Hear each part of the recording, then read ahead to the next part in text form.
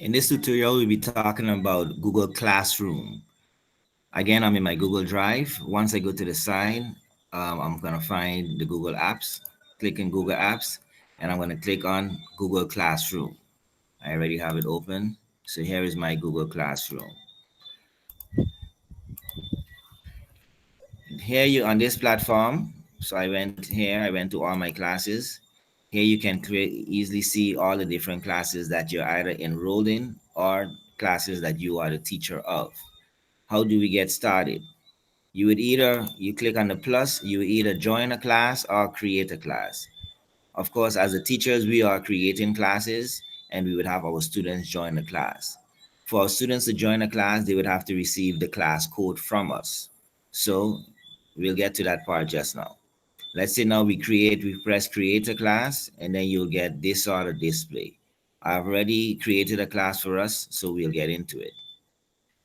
This is a class that I created for us. It's called G Suite Distant Learning Training. As you can see to the bottom, there's a class code. You can make it bigger.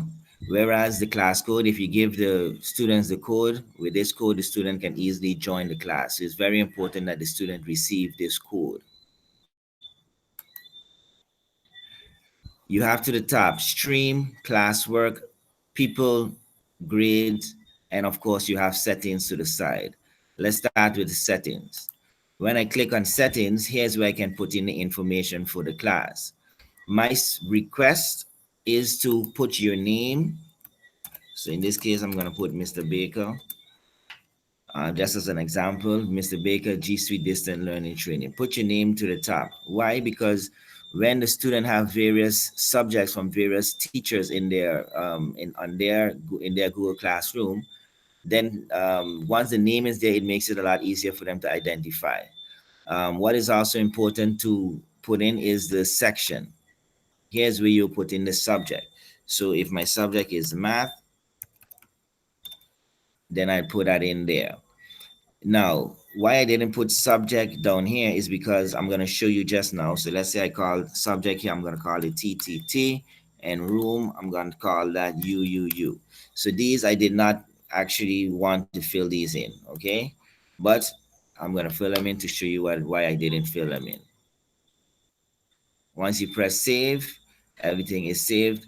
Now you notice it's written clearly here, Mr. Baker, G Suite Distant Learning Training. You're seeing the subject is math here.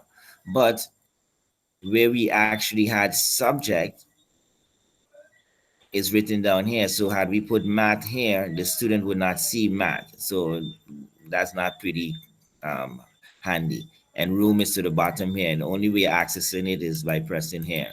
Not much work, but yet you don't want to make it that complicated for students. So let's keep it as simple as possible.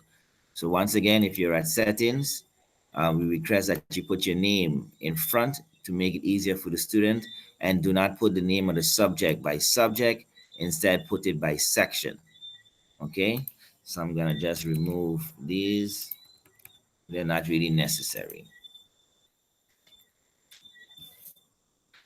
Okay, let's start with a stream.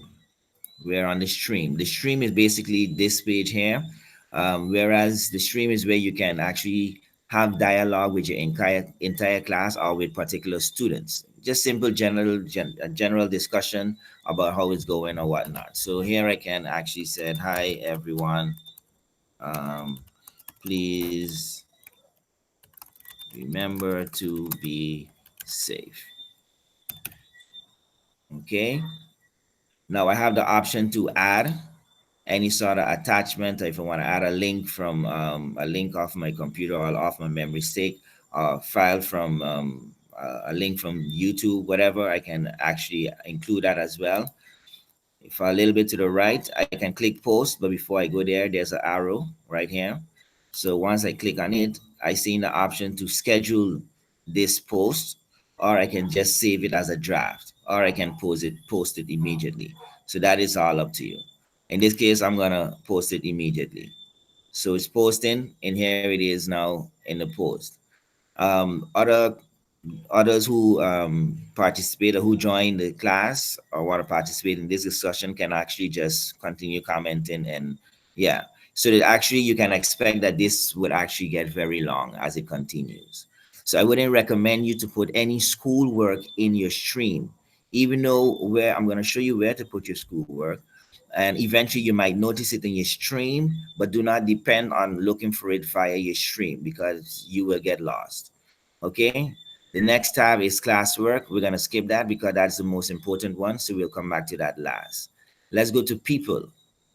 People, you see here you have teachers and you have students. With teachers, basically what they're saying is here you can actually invite a teacher to um, facilitate this class with you. So you and other persons can be the teacher of this class. So let's say if I take Unica. I can take Unica, for example, and if I click invite, I'll be then inviting Unica to be a co-facilitator, or if anything, be the main facilitator if I'm away. So we both, or even multiple teachers, can teach one class to assign assignments to a class. This is pretty handy. For example, if we both are English teachers and teaching multiple classes, two different same classes, two different classes like 2A and 2B, but we both have them, we can actually just help each other out easily. All right, so I'm going to cancel that. Here I can actually add students as well before we add students on the front page stream by giving them the code. But if we're here by people, you can actually just invite them by putting in the email address manually, which if it's a whole class would be a lot of work. Or here is the same code once again. Let's go up to the grade tab. At grade here, you will see the grade that the student have and how you can yeah, pretty much the grades. But we'll get to that a little later, if anything. Let's get to classwork. Now, this is the most important tab. At classwork, you notice on top it have create. I've already have, okay, it have, let me continue this way, it have create. When you press create, you have a lot of different stuff here: assignment, quiz assignment, questions, material, repost, and topic. Wondering what they are for, huh? Now, let's start with topic. Topic is pretty much, yeah, like it says, topic. Whatever you are discussing, or if it's a chapter you want to call it, maybe you want to say this is chapter one out of the book, and any information from chapter one you'll be placed in there. If you want to say you're an English teacher and you're dealing with past tense, and everything from past tense you're putting in there. Or hey, in my case, I'm always having students writing reflection reports, and my theory from reflection reports can all be there. So I'll add that topic, for example. So now my topic is here. As you can see in there, I already have prepared for us Google Drive, Google Doc, Google Meet. So any information you would want on Google Drive, like you're doing right now, you'll find it right here, and Doc, Sheets, etc. You'll find it inside of these folders or topic. Okay, so I'm gonna delete this because this has nothing to do with us right now. Before I delete it, very important, you can also shuffle your topic up and down and move it where you want to move it. That is pretty handy. Okay, all right, let's get rid of that one now.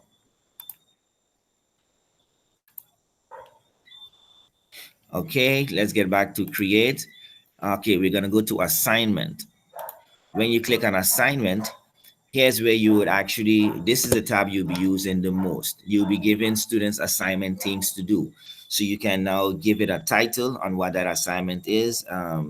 Let's say this is, I'm gonna stick to past tense, and I would then give some instructions. Read the story below, and and comment.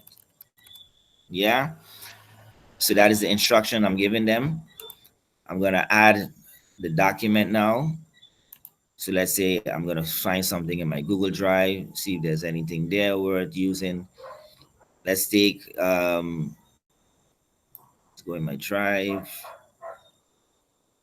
and I'm just gonna take any, okay, let's take this document for example, and I'm gonna add it.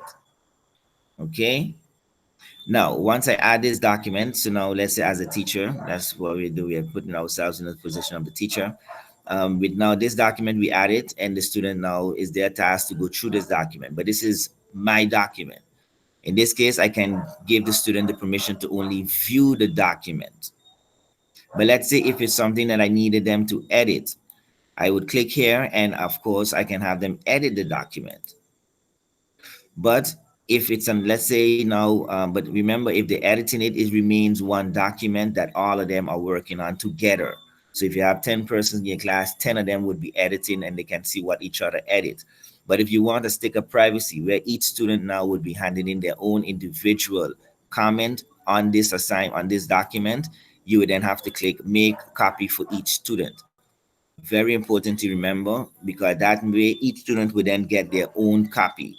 If not, they'll be working on your original document. Okay, let's go to the side and over here. Here now, I can click and choose which class I want to send this assignment to. It's originally set up to send to the G Suite class, but if I click here, I can also send it to multiple classes. And of course, I can choose the students I want to send it to if I want to send it to individual student. Here I can give it give the assignment a grade. Maybe I can say it's out of 10 points, or maybe I can easily say it's ungraded, so there's no grade for it. But in this case, let's keep it at yeah, let's keep it as ungraded. And then let's say the due date, you can place the due date in it. It has to be due by next week. I can give a time. Let's see, 11:59. That's the time I give it. And of course, it's important. Topic comes up again. I have to place it in a topic. Right now, we're talking about past tense, but we haven't created a topic that named past tense. So we can easily create one right here, and we'll call it past tense, right? And that is that. Now below you're seeing Rubik. I'm not gonna get into Rubik, but I'm gonna get into originality report. This is so cool. With originality report, once you click it, you give the student the opportunity um, to look for plagiarism on their own. So with this, it let the students know, hey, I'm going to be looking for if you are committing fraud by any chance or any way. I'm not going to click it because my amount is my amount that I have remaining is only 2, so I want to display some with you a little later. Actually, I'm going to do it now. Why not? Okay, so I'm going to click continue. All right, let's click continue. So it's saying that okay, that is in. All right. And I'm gonna we're gonna come back to this just now, okay? Just now I'm gonna come back to originality report. Let's go to assign. I can either schedule when I want to assign this assignment, or I can save it as draft, or I can discard it, or I can of course assign it. I'm gonna assign this assignment. I find it's good. I'm ready to assign it. Now the assignment has been assigned. What I'm gonna do, I'm gonna go over to the student side. So I've already, this is my on the other side, and I'm gonna sign in as a student. Okay, let me get the class code. The class code once again was, here it is. I'm just gonna copy it. Okay, go back on the other side. And as a student, the student would have to join your class. They don't have an option because they are students, so they have to join the class. Put in the class code, and voila, you're in. So now I'm in as the student. Okay, the student now seeing everything that is posted in the stream. So everything that is here, the student can read. The student can also add back. Hi, teacher. Thanks for your concern. Okay, and post it. And this will then automatically come within the stream as well. Yeah.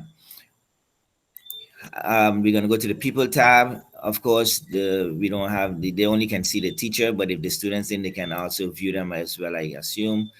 And then, but we don't have more students in the class, so that's why probably. Okay, then we go to class work.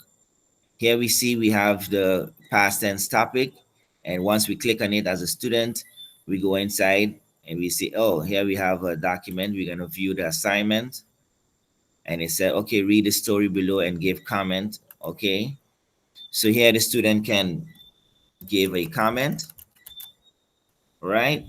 And place their comment about the document, or let's continue. They can easily click on add. Let's say if they want to add a document.